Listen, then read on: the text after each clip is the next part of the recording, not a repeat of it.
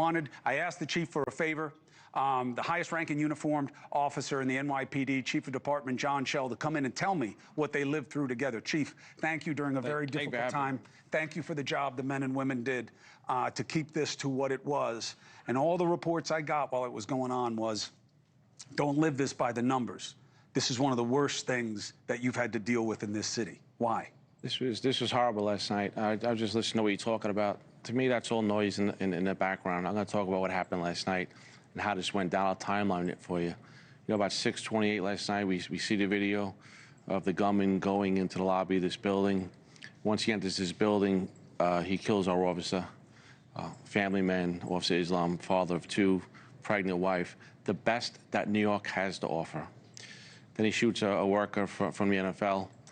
And what does he do? He tries to get on his phone to alert his colleagues upstairs.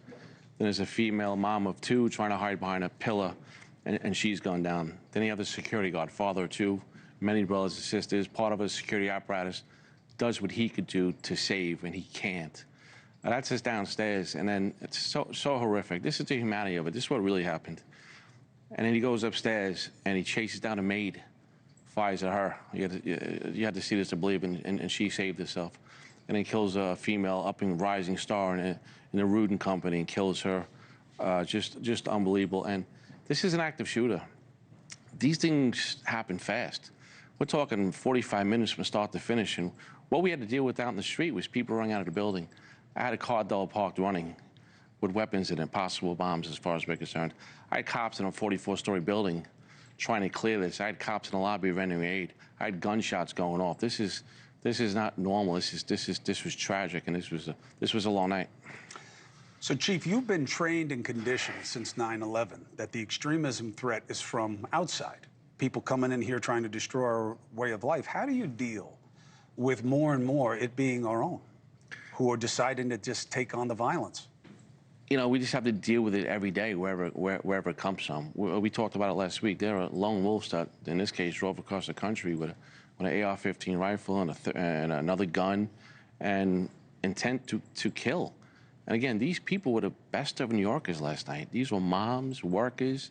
We had security guards. We had EMS workers helping. We had doctors at New York Presbyterian trying to save lives. You had people out in the street helping. This goes beyond all this political stuff. I don't talk about that. I talk about the humanity of what happened last night. And it was tragic. It was a long night, and our hearts go out to all these families and friends. And, you know, tragic. That's all I can really say. What do you tell the men and women on the job about why it's worth doing?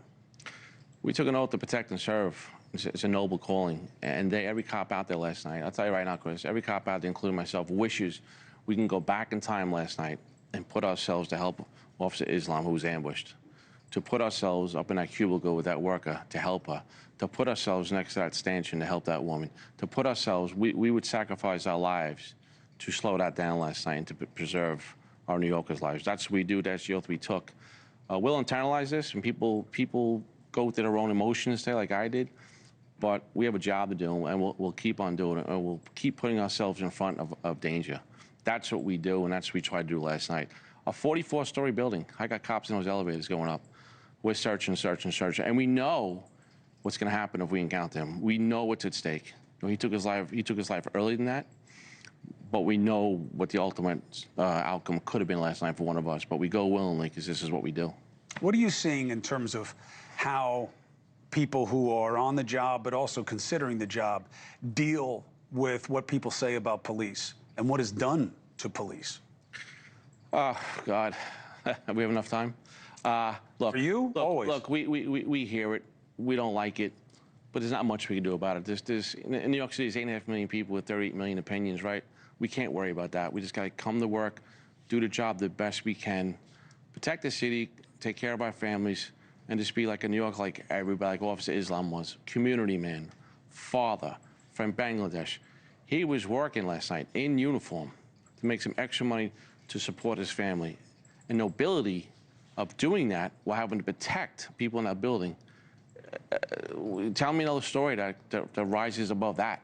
There isn't any. Thank you for watching. Subscribe below and download our NewsNation app right now on your phone, and you will get fact-based, unbiased news for all Americans.